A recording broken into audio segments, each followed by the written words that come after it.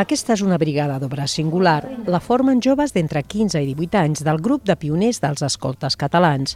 Participen en la Murga, una proposta que vol millorar les condicions dels habitatges de veïns del Gòtic, però el seu objectiu va més enllà.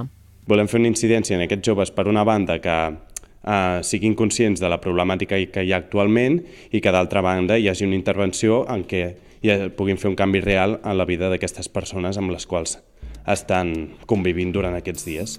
Les actuacions de la Murga es fan per Setmana Santa. Els beneficiaris són usuaris dels serveis socials del Gòtic en risc d'exclusió social.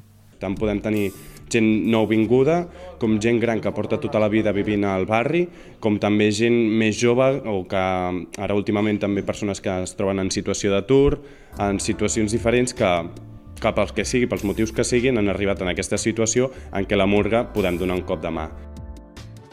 L'elaboració d'aquest mural ha estat l'acció principal de la celebració dels 20 anys de la Murga, un projecte pel qual han passat uns 700 joves de l'agrupament Escolta i que ja ha fet 150 intervencions en pisos del Gòtic.